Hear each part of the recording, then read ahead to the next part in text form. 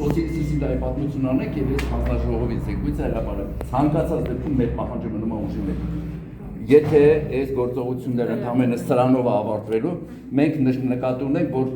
որոշակի առումով մեր վերաբերմունքը թվում նաեւ պարլամենտական փոքրամասնության մենշևիկների հարցով մեր վերաբերմունքը փոխվելու է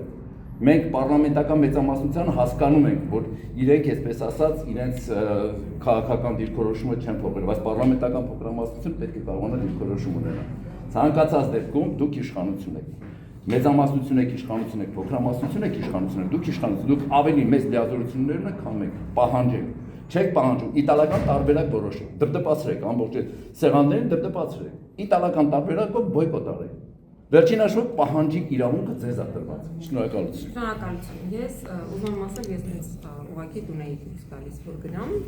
շտապում էի, բայց հիմա սիրով կպատասխանեմ ձեր հարցին, այն իմաստով, որ այդ հանձնաժողովը ձևավորվել է բացառապես գիտեք իշխանության ներկայացուցիչների կողմից եւ իրենց կամահաճույքներով։ Այդ հանձնաժողովը բնականաբար չէր կարող քննել եւ չէր կարող բացահայտել իրական մեղավորների պատերազմի եւ դա մենք ասել ենք առաջի օրվանից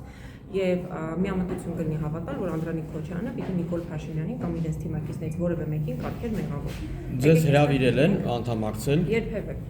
Ձեր դուք հայտնել եք, որ դուք հրաժարվել եք մասնակցելուց, ոչ թե ձեզ չեն առաջարկել, այլ դուք հրաժարվել եք։ Ի սկզբանե հանձնաժողովը ձևավորվում է այնպես հաստաբանը նշեց օրենքի ուժով, այսինքն պետք է բոլոր խմբակցությունները ներկայացնեն իրենց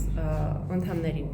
Բայց քանի որ հանձնաժողովի ձևավորման նախաձեռնությունը իր մեր ձեռքից ընդդիմության միակ գործիքներն էին, որ մնացել էին մեր ձեռքից վերցրեց իշխանությունը, բնականաբար մենք հրաժարվեցինք։ Դրանից հետո դուք հիշում եք, որ օրինակ մի քանի հանձնաժողովներ փորձել է ձևավորել ընդդիմությունը եւ իրենք չեն տվել ներկայացուցիչները, հանձնաժողովը չի ձևավորել։ Բարի, դրա համար հիմա եկեք հստակ լինենք, այսինքն դուք կարող եք անդամակցել, չեք անդամակցել։ Այո, որովհետեւ հաստատենք։ Այո, հիմա ձեր ասեցով, որ ձեզ արհամարել են։ Առաջին հարց, ինչու չեք մասնակցել, երկրորդը հիմա որ անցյալով էլ չենք խոսում, հիմա ինչի չեք պահանջում, որ բացվի։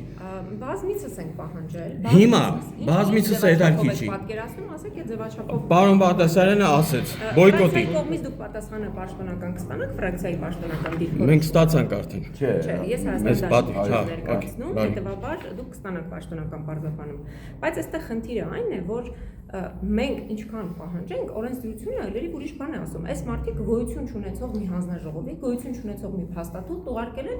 Հարգելիս, մենք ձեր տեղը գործ ենք արել։ Իրավաբանորեն հիմնավորել ենք հանձնաժողովի ստեղծումը, ընթացքը եւ ավարտը։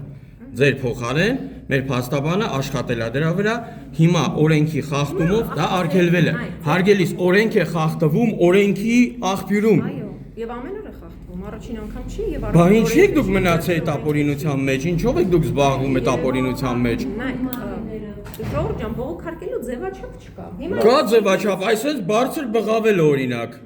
Ես բազմիցս եմ բղավել։ Ես հենց հիմա չեմ տեսնում, որ դուք բղավում եք ոչ թե այստեղ, այլ ընդեղ օրինակ։ Բարձր տեմբրը դա չի նշանակում պահանջ։ Բարձր տեմբրը նշանակում է բղավել։ Բարձր տեմբրը չի նշանակում պահանջատիրություն։ Պահանջատիրությունը ցուցաբերվում է տևական վարքագծով։ Եվ այդ վարքագիծը դրսևորվել է բոլոր հնարավոր եղանակներով։ Եվ Տիկին Թովմասյան, Անդրանիկ Քոչարյանից ինչ եք սպասվում ներողություն եմ խնդրում։ Անդրանիկ Քոչարյանի հանձնաժողովը ինչ պիտի բացահայտեր։ Սկզբանե դա ասեցի, որ Անդրանիկ Քոչարյանը չի կարող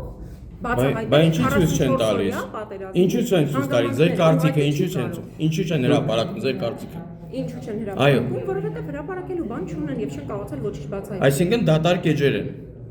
Բովանդակային իմաստով այո։ Թող հրապարակեն բովանդակային իմաստով, ժողովրդի խաբեն, ասեն բան չեն կարող։ Ես չեմ կարող ասել, հասցեատերը ես չեմ հրապարակում։ Դուք հասկանում Հիմա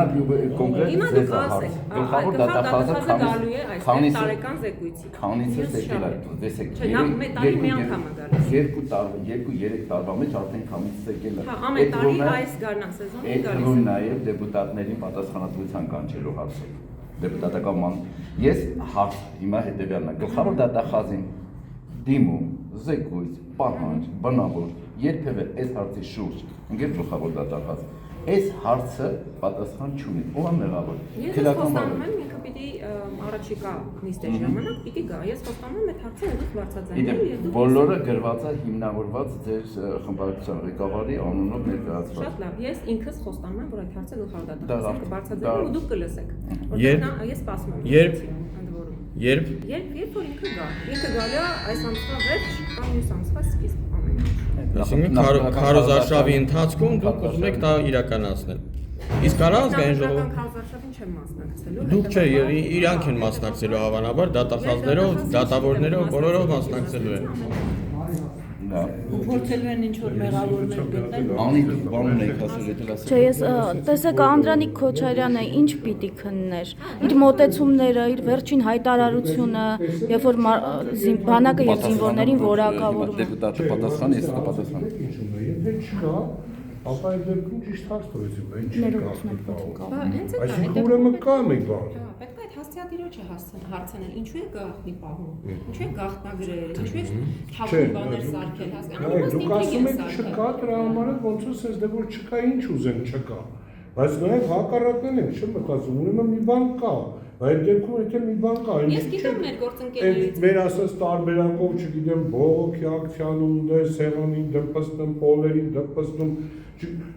խիչ չեն կա։ Նայեք, մեր գործընկերներից Տիգրանը կարդացել էր դա ու դրա մասով հարցազրույց տվեց, ասաց որ ոնց որ հայկական ժամանակի հրապարակումներն են։ Հիմա ամեն մեկս որ գնանք կարդանք նույն բանը ասենք, դրանից ոչ մի բան չի փոխվելու։ Ես նորից եմ կրկնում, ես Անդրանիկ Քոչարյանի ազնվությանը եւ քաղաքական անաչառությանը չեմ հավատում։ Ու ես չեմ կապում որևէ հույս այդ հանձնաժողովի իրականացրած գործունեության կամ ներկայացրած զեկույցի հետ։ Այդ չասեմ, որ այդ հանձնաժողովի գործունեությունը, այնպես փաստաբանը ասաց, երկու անգամ հետ երկարաձգվելով ժամկետը, ի վերջո դա դարձավ ապօրինի գործողության հետևանք այդ